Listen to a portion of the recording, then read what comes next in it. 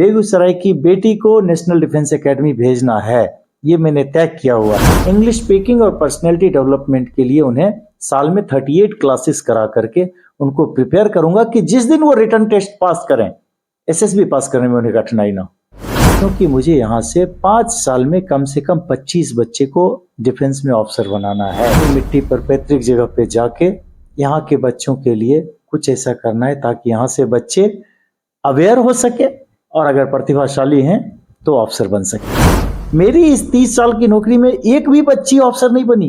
क्या वजह है? यहाँ के स्टूडेंट्स डिफेंस सर्विसेज में ऑफिसर बने, देश के लिए कंट्रीब्यूट करें और भरपूर योगदान करें। ये मिट्टी क्रांति की मिट्टी है। यहाँ अगर आम तौर पे ऐसे क्रांतिकारी काम हो सकते हैं तो डिफेंस फोर्सेस में जाने के बाद भी लोग उसी क्रांति के पुनः आप सभी के बीच आने का मौका मिला। पहले तो आप सभी को मेरा नमस्कार।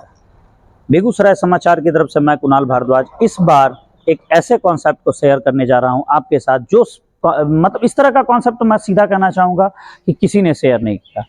विंगो एडुकॉन, इस नाम को याद रखने की जरूरत है। विंगो एडुकॉन बेगूसराय जिले में आज एक सेमिनार होने जा रहा है। विंगो एडुकॉन के द्वारा एक सेमिनार करवाया जा रहा है और मैंने पहले ही बताया कि जो मैं कॉन्सेप्ट शेयर करने जा रहा हूँ, इस तरह का कॉन्सेप्ट किसी ने शेयर भी नहीं किया और इस तरह का कॉन्सेप्ट हमारे बेगूसराय जिले में अभी तक आया भी नहीं था।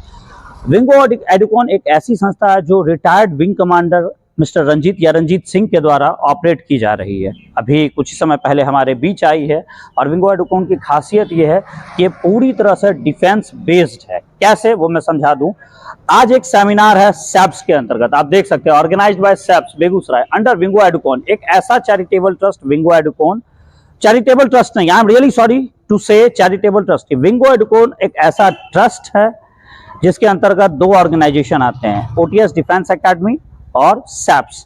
सैप्स पूरी तरह से नॉन प्रॉफिटेबल ऑर्गेनाइजेशन है, एक ऐसी ऑर्गेनाइजेशन जो एजुकेशन से रिलेटेड कंटिन्यू ऐसे सेमिनार्स या एजुकेशन से रिलेटेड अगर कहूं तो डिफरेंट कॉन्सेप्ट्स पे काम करती है ताकि शैक्षणिक स्तर को, शिक्षा के स्तर को सुधारा जा सके।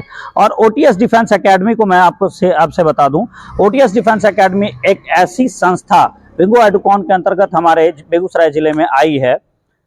और मैं बता दूं, बिहार और झारखंड में ऐसी कोई संस्था नहीं है जो डिफेंस के ऑफिसर्स को प्रिपेयर्ड कर सके, मतलब डिफेंस के लिए ऑफिसर्स क्रिएट कर सके, ऑफिसर का निर्माण कर सके। यहाँ जो बेगूसराय में जो स्टूडेंट्स है उनके बीच में से ऑफिसर्स को निकाल सके।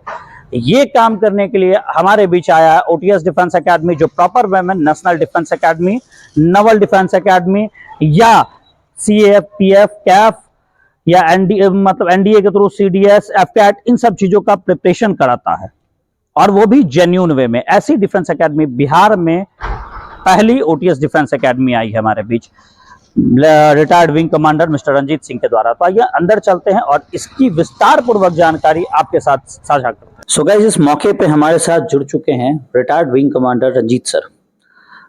मैंने पहले ही बताया कि एक कॉन्सेप्ट है, एक उद्देश्य है जिसको आपके साथ शेयर करने की जरूरत है। आज तक किसी मीडिया नेटवर्क्स ने साझा नहीं किया और सबसे बड़ी बात कि चर्चा है ओटीएस डिफेंस एकेडमी की। सर, पहले तो आपका हमारे न्यूज़ एंड मीडिया प्लेटफॉर्म के डिजिटल प्लेटफॉर्म पर स्वागत है, बेगूसराय समाचार। Thank you so much. Thank you sir. आपसे हम ये कॉन्सेप्ट जानना चाहेंगे, बेगूसराय में ओटीएस डिफेंस एकेडमी का आना, डिफेंस के ऑफिसर्स को तैयार करने की जो बात चली है आपकी तरफ से, तो इस कॉन्सेप्ट को भी समझाएं और क्या इस बात में कितनी सत्यता है कि बेगूसराय जिले ही नहीं बिहार में ये इकलौती संस्था है डिफेंस एकेडमी को देखते हुए। देखिए, आज से 30 साल पहले मैं नेशनल डिफेंस एकेडमी के लिए सेलेक्ट हुआ था। उस समय जब मैं नेशनल डिफेंस एकेडमी के लिए सेलेक्ट हुआ था, मुझे लगता था ये एक कंपटीशन है जहां कोई भी बच्चा अगर ठीक से तैयारी करे तो सेलेक्ट हो सकता है, क्योंकि मेरा बैकग्राउंड हम्बल था, स्कूलिंग मेरा सिंपल था। हाँ, हम अपने क्लास में अपने स्तर से आगे बढ़ते रहे। पिछले 30 साल में मैंने बहुत सारे लोगों को, बहुत सारे बच्चों को, स्टूडेंट को नेशनल डिफेंस एकेडमी कॉम्पीट करते हुए नहीं देखा। सीडीएस के थ्रू, एफकैट के थ्रू, किसी के भी माध्यम से मैंने बहुत सारे बच्चों को यहाँ से ऑफिसर बनते हुए डिफेंस में नहीं देखा है। लेकिन वहीं दूसरी ओर देखेंगे, सिविल सर्विसेज में ऑफिसर बन रहे हैं, आईएएस बन रहे हैं, आईपीएस बन रहे हैं, बीपीएससी कॉम्पीट कर रहे हैं। आखिर क्या वजह है? आईआईटी जा रहे हैं बच्चे, मेडिकल जा रहे हैं, क्या वजह है कि डिफेंस सर्विसेज में ऑफिसर नहीं बन रहे हैं? जब मैंने इस सवाल का सही जवाब ढूंढने का प्रयास किया तब मुझे महसूस हुआ अवेयरनेस का अभाव है, गाइडेंस का अभाव है। कैसे इसकी तैयारी की जाए, कैसे पहुंचा जाए, क्या एज लिमिट है, क्या फैक्टर है। जब तक बच्चा तैयार होता है तब तक उसका एज एक्सपायर कर जाता है। पर्सनैलिटी बिल्डअप की आवश्यकता है, इंग्लिश स्पीकिंग की आवश्यकता है। और इन बातों के कारण से मैंने तय किया कि मुझे अपनी मिट्टी पर पैतृक जगह पे जाके यहाँ के बच्चों के लिए कुछ ऐसा करना है ताकि यहाँ से बच्चे अवेयर हो सके और अगर प्रतिभाशाली हैं तो अफसर बन सके। बिल्कुल। सर, तो आपने ओटीएस को स्टार्ट किया, थोड़ा सा ओटीएस और सैप्स के बीच का जो डिफरेंसेज है वो भी हमारे साथ शेयर करें।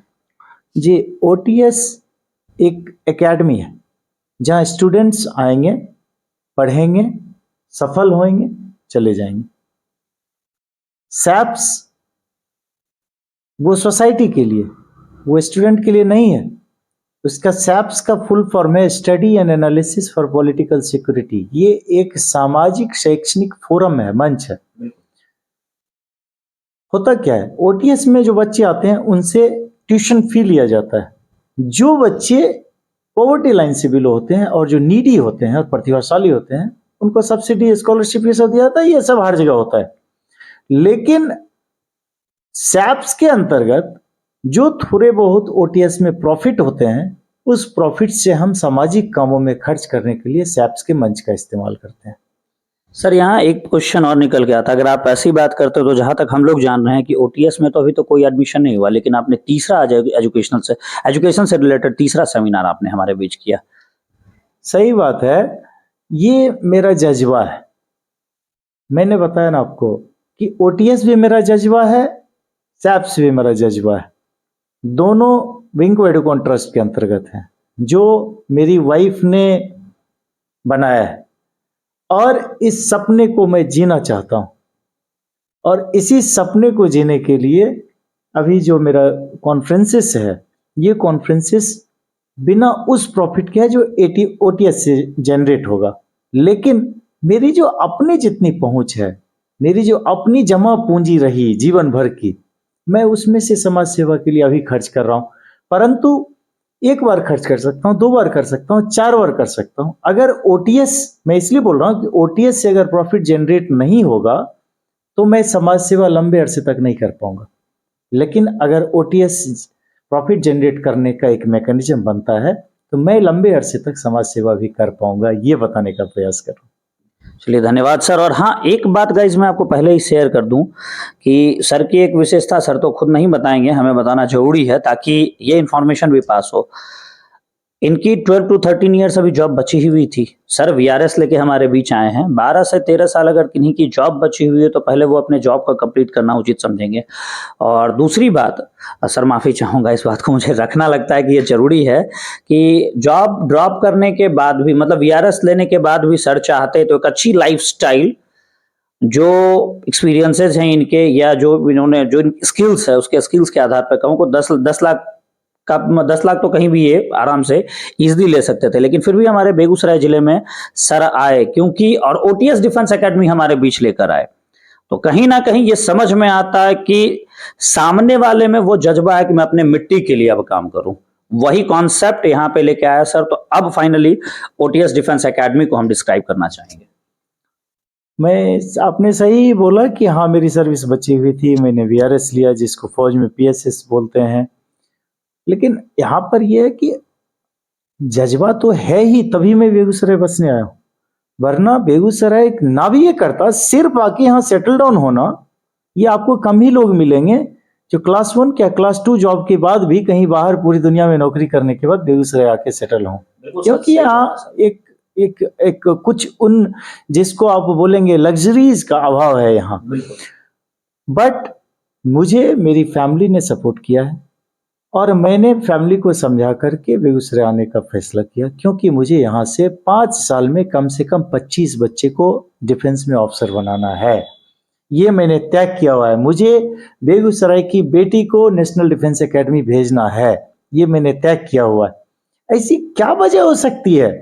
मेरी इस 30 साल की नौकरी में एक भी बच्ची ऑफिसर नहीं बनी, क्या वजह हो सकती है बताया जाए? सिर्फ अवेयरनेस का भाव है, गाइडेंस का भाव है। बच्चियां आए, पहुंचे, जो ना भी यहाँ आएंगी, अगर कोई संस्था ऐसी है जो उनको प्रिपेयर कराना चाहे, तैयार करना चाहे, अगर मेरे बताने से उनको कुछ मूल्यों का पता चलता है, मैं उनको वहां भी जाके एक आधा दिन के लिए गाइडेंस दे सकता हूँ। लेकिन मकसद है कि यहाँ के स्टूडेंट्स डिफेंस सर्विसेज में ऑफिसर बने, देश के लिए कंट्रीब्यूट करें और भरपूर योगदान करें, क्योंकि ये मिट्टी क्रांति की मिट्टी है। यहाँ अगर आम तौर पे ऐसे क्रांतिकारी काम हो सकते हैं तो डिफेंस फोर्सेस में जाने के बाद भी लोग उसी क्रांति के प्रतीक हैं। इसलिए मैं चाहता हूं कि यहाँ के बच्चे ऑफिसर बने, ना सिर्फ अपने कैरियर के लिए बल्कि उज्जवल देश के लिए, उज्जवल भविष्य के लिए, देश के भविष्य के लिए यहाँ के बच्चे ऑफिसर बने।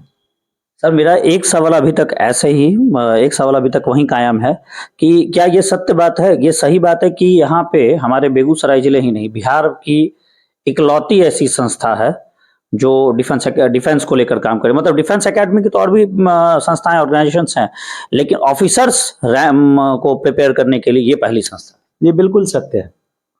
डिफेंस एकेडमी अमूमन आप देखेंगे जो रैंक्स के लिए तैयारी कराते हैं, बेगूसराय से उसकी जरूरत नहीं है। इसलिए नहीं जरूरत है कि रैंक्स में तो यहाँ तो ऐसे ही लोग जा रहे हैं, ऐसे लोग जा रहे हैं जो अफसर बनने के लिए काबिल है।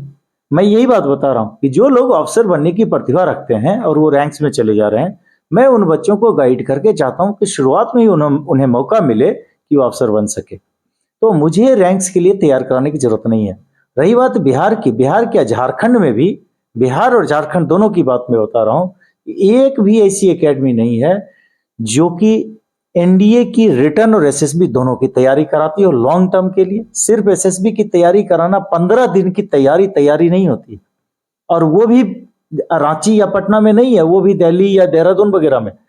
मैंने बहुत ही डिफरेंट कॉन्सेप्ट से एकेडमी बनाया है कि बच्चे कम से कम साल भर के लिए रिटर्न टेस्ट की तैयारी करेंगे, और उस दौरान में जबकि उन्होंने रिटर्न टेस्ट दिया भी नहीं है, इंग्लिश स्पीकिंग और पर्सनैलिटी डेवलपमेंट के लिए उन्हें साल में 38 क्लासेस करा करके उनको प्रिपेयर करूंगा कि जिस दिन वो रिटर्न टेस्ट पास करें, एसएसबी पास करने में उन्हें कठिनाई ना हो। चलिए, thank you very much sir, आपने काफ़ी डीपली हमें डिस्क्राइब किया। ब्रीफली ही कहूँगा, लेकिन जो डिस्क्रिप्शन था इसका वो काफ़ी स्ट्रांग रहा। और फाइनली हम अपने व्यूअर्स के लिए आपकी तरफ से कोई मैसेज चाहेंगे? कुछ नहीं, मैसेज बस इतना है, सब लोग बहुत अच्छा काम कर रहे हैं, मैं भी इस मिट्टी में जुड़कर काम करने के लिए आया हूँ। मोदी जी जब वाराणसी से चुनाव लड़ने आए थे तो उन्होंने बोला था कि माँ गंगा ने मुझे बुलाया, मैं तो इस गंगा की मिट्टी में ही पैदा लिया हूँ। बिल्कुल सर। तो खुद ब खुद चला आया कि देखिए अब मेरे आने से अगर कुछ कंट्रीब्यूशन मिल सकता है तो मैं अपने आप को सौभाग्यशाली महसूस करूंगा। Thank you so much.